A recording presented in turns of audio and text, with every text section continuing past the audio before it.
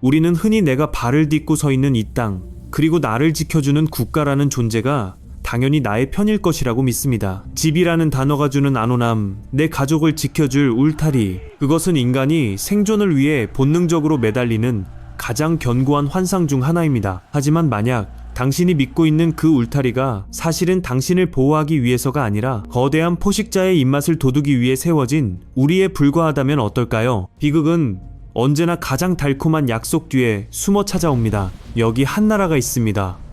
유럽의 거대한 지평선을 품은 땅, 비옥한 검은 흙이 끝없이 펼쳐진 곳.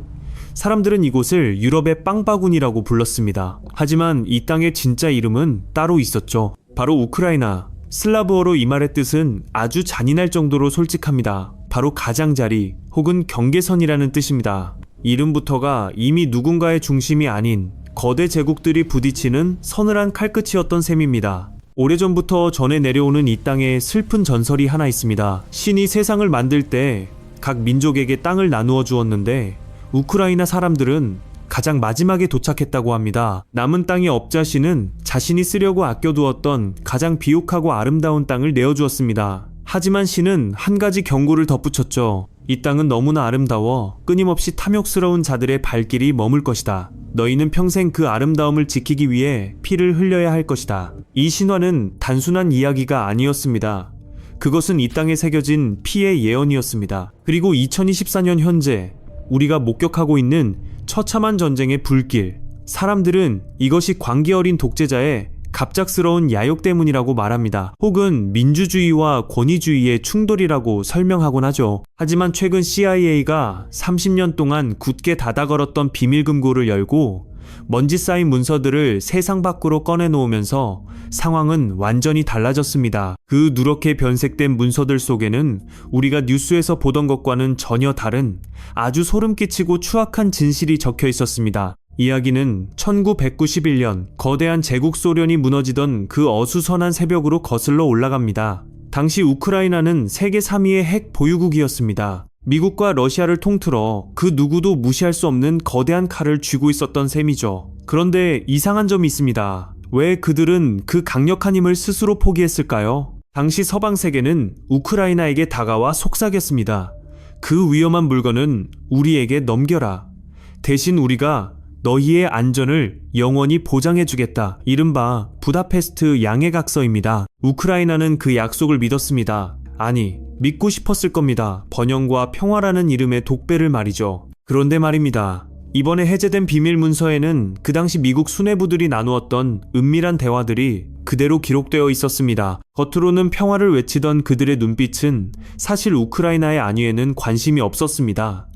그들에게 우크라이나는 처음부터 지켜야 할 국가가 아니었습니다. 그렇다면 그들은 우크라이나를 무엇으로 보고 있었던 걸까요? 문서 속에서 반복적으로 등장하는 단어는 buffer, 즉 완충지대였습니다. 누군가를 지키기 위한 방패가 아니라 거대한 두 괴수가 싸울 때 서로의 몸집이 상하지 않도록 중간에 끼워 넣는 소모품이었다는 뜻입니다. 충격적인 사실은 여기서 끝이 아닙니다. CIA의 비밀 공작 부서가 이미 30년 전부터 이 땅에 깊숙이 개입해 있었다는 정황이 드러난 것입니다. 그들은 우크라이나의 민족주의를 자극하고 러시아와의 연결고리를 하나씩 끊어내기 시작했습니다. 마치 정교한 수술집도이가 신경을 하나하나 끊어내듯 말이죠. 이건 단순한 지정학적 전략이 아니었습니다. 그것은 거대한 덫을 놓는 과정이었습니다. 러시아라는 곰을 끌어내기 위해 우크라이나라는 가장 연약하고도 맛있는 미끼를 던져놓은 것입니다. 곰이 미끼를 무는 순간 덫이 작동할 것을 그들은 이미 알고 있었습니다. 30년 전의 설계자들은 이미 오늘의 비명을 예견하고 있었던 겁니다. 문서의 한 구절에는 이런 문장이 적혀 있습니다.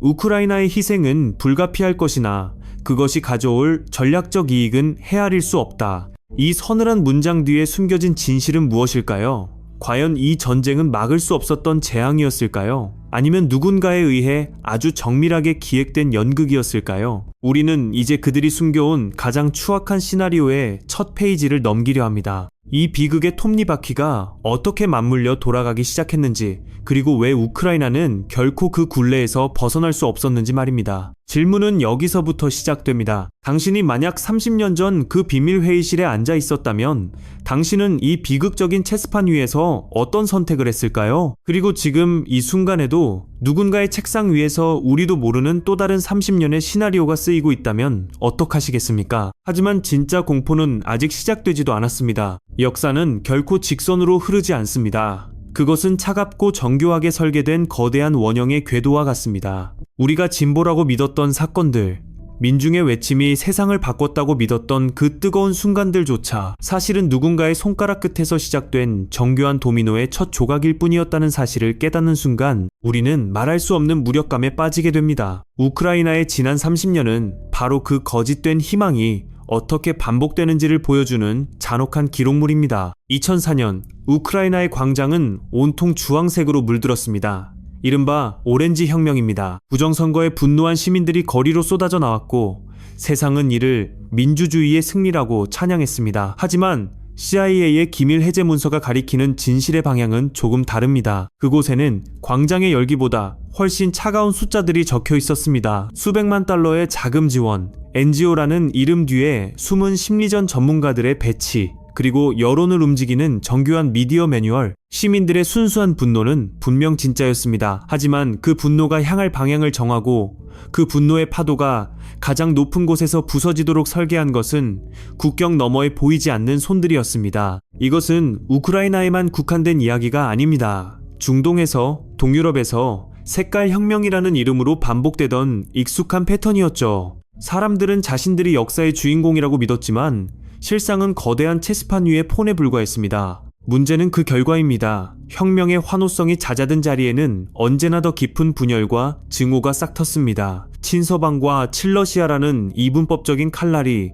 이 땅의 허리를 베어냈습니다. 한 가족이 밥상머리에서 서로를 원수로 부르기 시작했고 이웃사촌이 서로에게 총을 겨누는 비극이 싹트기 시작한 겁니다. 그리고 10년 뒤인 2014년 그 비극은 유로마이단이라는 이름으로 더 잔인하게 반복됩니다. 당시 광장에서 벌어진 의문의 저격 사건을 기억하시나요? 시위대와 경찰 양쪽 모두를 향해 쏟아진 총성, 그 총알이 어디서 날아왔는지에 대해 세상은 여전히 침묵하고 있습니다. 하지만 최근 드러난 통신 감청 기록과 내부 문건들은 소름 끼치는 암시를 던집니다. 갈등이 가라앉으려 할 때마다 누군가 기름을 부어 불길을 다시 살려냈다는 정황들 말입니다. 당시 미국 국무부 고위관리가 다음 정권의 총리 명단을 이미 점지해두고 EU 따위는 엿이나 먹으라 F. 내 EU고 내뱉던 통화 내용은 그들에게 우크라이나가 주권 국가가 아닌 자신들의 의도대로 갈아치울 수 있는 부품에 불과했음을 여실히 보여줍니다. 하지만 여기서 끝이 아니었습니다.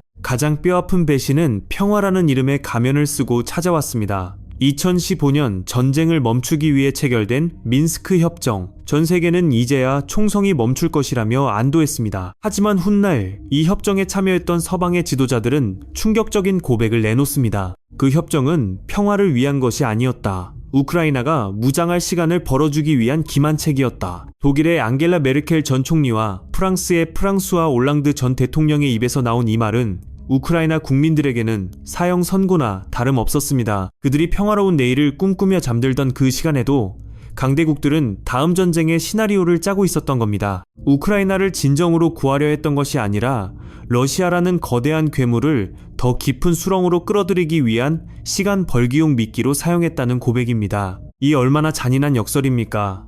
평화를 약속하며 무기를 내려놓게 했던 자들이 이제는 다시 평화를 위한다며 무기를 손에 쥐어줍니다. 30년 전 핵을 포기하게 만들었던 그 손들이 이제는 우크라이나 청년들의 등에 떠밀며 사지로 내몰고 있습니다. 이 모든 과정에는 일정한 패턴이 존재합니다. 첫째, 내부의 갈등을 부추겨 증오의 씨앗을 뿌린다. 둘째, 정의와 자유라는 달콤한 명분으로 대리전을 준비한다. 셋째, 약속을 배신하고 상대를 막다른 골목으로 몰아넣는다. 마지막으로 그 모든 대가를 그 땅에 사는 민초들의 피로 치르게 한다. 우크라이나는 지금 이 패턴의 가장 잔혹한 정점에 서 있습니다. 서방은 우크라이나의 용기를 찬양하며 지원을 아끼지 않겠다고 말하지만 정작 그들이 원하는 것은 우크라이나의 승리가 아닐지도 모릅니다. 오히려 러시아가 서서히 피를 흘리며 말라 죽어가는 느린 자살을 위해 우크라이나라는 소모품이 조금 더 오래 버텨주기를 바라는 것 뿐일지도 모릅니다.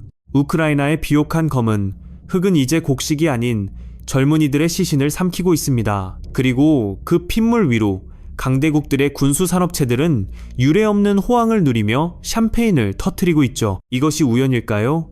아니면 30년 전부터 이미 결정되어 있던 피할 수 없는 운명이었을까요? 이제 우리는 가장 두려운 질문 앞에 서게 됩니다. 30년 전 시작된 이 추악한 게임의 종착역은 어디인가? 그리고 이 비극의 루프는 정말로 여기서 멈출 수 있는 것인가? 오늘날 우크라이나의 하늘은 매일같이 잿빛 연기에 덮여 있습니다. 텔레비전 뉴스 속에서는 매일같이 첨단 무기들의 이름이 나열되고 서방의 지도자들은 결연한 표정으로 승리를 약속합니다. 하지만 그 화려한 수식어들 넘어 진흙탕 속에 처박힌 병사들의 차가운 눈동자를 본 적이 있습니까? 그들은 지금 무엇을 위해 싸우고 있는 걸까요? 슬프게도 우리가 목격하고 있는 이 참혹한 광경은 30년 전 CIA의 비밀 문서에 적혀있던 그 시나리오의 완벽한 실현에 불과합니다. 한때 세계 3위의 핵 강국이었던 나라는 이제 외국의 원조 없이는 단 하루도 버틸 수 없는 처지가 되었습니다. 스스로를 지킬 수 있는 이빨을 뽑아버린 대가는 너무나 가혹했습니다. 서방이 건네준 것은 방패가 아니라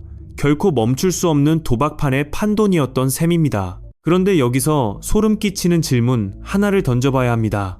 왜 서방은 러시아를 단숨에 굴복시킬 만큼의 압도적인 무기를 처음부터 지원하지 않았을까요? 왜 항상 우크라이나가 완전히 쓰러지기 직전에만 겨우 숨통을 붙여놓을 정도의 무기만을 보내주는 것일까요? 이건 전쟁이 아니라 아주 정교하게 통제된 출혈이기 때문입니다. 그들의 진짜 목적은 우크라이나의 승리가 아닙니다. 러시아라는 거대한 맹수가 우크라이나라는 늪에 빠져 서서히 기력을 잃고 그 국력을 완전히 소진할 때까지 이 전쟁을 유지하는 것, 그것이 바로 해제된 문서들이 암시하는 전략적 이익의 실체입니다. 우크라이나의 청년들이 전선에서 쓰러져가는 동안 누군가는 지구 반대편에서 이 전쟁이 가져다주는 지정학적 이익과 군수산업의 이윤을 계산하며 미소 짓고 있다는 뜻입니다. 실제로 이 전쟁터는 이제 전 세계 무기 제조사들의 거대한 테스트베드가 되었습니다. 실전에서 데이터가 쌓일수록 그들의 주가는 치솟고 새로운 계약서들이 책상 위에 쌓입니다.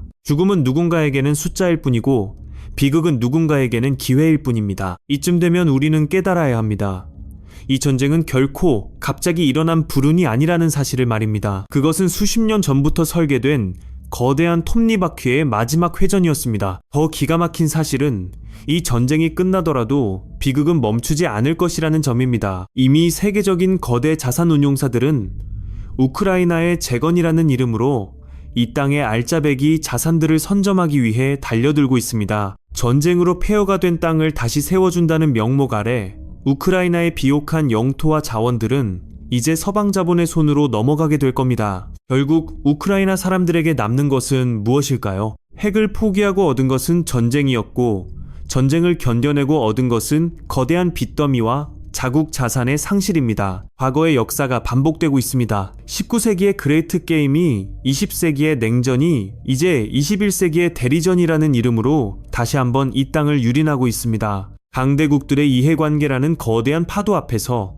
한 국가의 주권과 국민의 생명은 너무나도 가볍게 취급됩니다. 이것이 바로 우리가 마주해야 할 추악한 진실입니다. 우리가 뉴스에서 보는 정의로운 명분들은 사실 거대한 연극의 대사에 불과합니다. 무대 뒤에서는 30년 전 CIA가 작성했던 그 차가운 설계도대로 오늘도 체스판의 말들이 움직이고 있습니다. 우크라이나의 어머니들은 오늘도 돌아오지 않는 아들을 기다리며 기도합니다. 하지만 그 기도가 닿아야 할 곳은 하늘이 아니라 수십 년 전부터 이 비극을 기획하고 방조했던 차가운 사무실의 책상 위일지도 모릅니다. 이제 다시 처음의 신화로 돌아가 봅시다. 신이 내어준 가장 아름다운 땅, 그래서 평생 피를 흘려야만 했던 운명. 우크라이나는 정말 그 신의 저주에서 벗어날 수 없는 걸까요? 아니면 이 저주는 신이 만든 것이 아니라 인간의 탐욕이 만들어낸 거대한 감옥인 걸까요? 우리는 지금 이 순간에도 역사의 반복을 목격하고 있습니다. 오늘의 우크라이나가 내일의 또 다른 국가가 되지 않으리라는 보장은 어디에도 없습니다. 완충지대라는 이름의 소모품,